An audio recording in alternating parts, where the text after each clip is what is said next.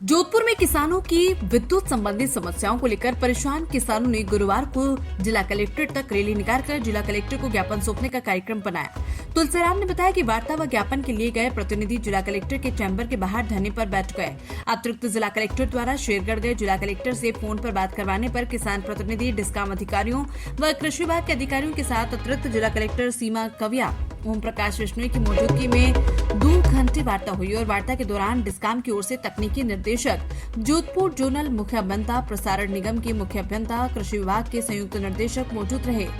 मांगों को, किसानों की समस्या को बिल्कुल भी गंभीरता से नहीं लिया और वो अपने जो दिनचर्या है, रूटीन दिनचर्या है, नॉन सीरियस व्यक्ति की जो दिनचर्या होती है उसकी तरह वो क्षेत्र में चले गए। और जिस प्रकार से हम रोजाना यहाँ के जो दूसरे अधिकारी हैं, अतिरिक्त जिला कलेक्टर, उनको ज्ञापन दिया, यहाँ पर बिजली के अधिकारी भी आए हुए थे जिनसे हम बार बार मिले, बार बार हमने किसानों की समस्या को गंभीरता से बताया है, लेकिन जयपुर तक सीरियस तरीके से हमारी बात वहाँ पहुँचाने वाला कोई अधिकारी यहाँ नहीं है। इस कारण से हम लोगों की स्थिति खराब है। आज हमने यहाँ चेतावनी दी है कि अगर 2-3 दिन में बिजली की स्थिति नहीं सुधरी तो किसानों की फसलें जल जाएगी, उसके बाद में कुछ भी हमारे हाथ में नहीं रहेगा, आपके हाथ में नहीं रहेगा। ऐसे हमने उनको अवगत करा दिया है। और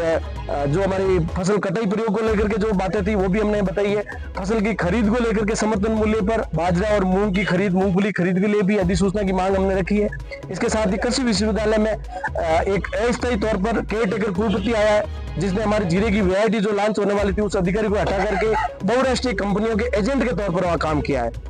वहां पर अनुसंधान में लगे हुए कर्मचारियों को हटा करके जो अस्थायी उनके पास दायित्व था, उनका यहाँ पर रूटीन काम करने का था, लेकिन उन्होंने वहां पर सभी अधिकारियों को इधर उधर करके और भ्रष्टाचार को बढ़ाने के लिए अपने आवास और गाड़ी पर खर्च करके, चूंकि यहाँ पर बीकानेर यूनिवर्सिटी में फंड नहीं है, जोधपुर यूनिवर्सिटी में फंड है, उसका दुरुपयोग करने के उद्देश्य से उसने सब काम किए। हमने मांग रखी है कि उनके सारे वो स्थानांतरण आदेश है वो निरस्त किए जाए, जिससे हमारा अनुसंधान जारी हो। 20 वर्षों से हम नई जीरे की वैरायटी का इंतजार कर रहे हैं, वो वैरायटी लॉन्च हो, क्योंकि अब नया अधिकारी जो आएगा 7 साल से जो उस पर रिसर्च कर रहा था वो उसको समझने में देर लगेगी और कहीं न कहीं किसानों का बहुत बड़ा नुकसान हो जाएगा, जिसका फायदा बहुराष्ट्रीय कंपनी उठाएगी, बीज कंपनियां उठाएगी और उसकी रिलीज अगर रुकेगी तो कहीं न कहीं हम लोग जो इंतजार कर रहे हैं, आगे जीरे की बुआई से पहले हम जो सोच रहे थे नई वैरायटी आएगी उसमें भी हमें नुकसान हो रहा है। ये सारी चीजें हमने बताई है, लेकिन बहुत ज्यादा कोई जो यहाँ जिला कलेक्टर से उम्मीद थी वो उसका कोई हमें रेस्पॉन्स नहीं मिला। लेकिन निश्चित रूप से किसान इतने हताश भी नहीं है और हम संघर्ष करेंगे और बड़ा आंदोलन करेंगे, आवश्यकता पड़ी तो, और हमारी मांगे मनाने के लिए इनको मजबूर करेंगे। तुलसीराम सिंवर, प्रदेश मंत्री भारतीय किसान संघ। आज हमारे जोधपुर जिले का नया चुनाव भी था, नई कार्यकारिणी गठन हुई है, नए जिलाध्यक्ष जी ओम जी विश्नोई भी हमारे बीच में है। आप नए जिलाध्यक्ष चुने गए, नई कार्यकारिणी चुनेगी, आगे 3 साल काम करेंगे और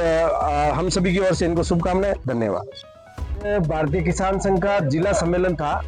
और किसानों की पिछले सप्ताह भर से बिजली की समस्या को लेकर के बहुत ज्यादा स्थिति खराब है। पहले अतिवृष्टि के कारण किसानों की जो एसएनसी क्षेत्र की थी फसलें थी वो डूब करके गल गई, खराब हो गई,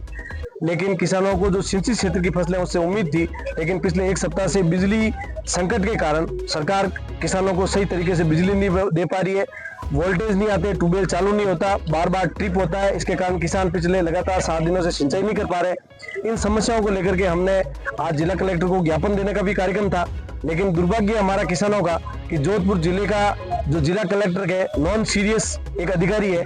जो किसानों की बात को लेकर के बात नहीं कर सकता आगे, और उनके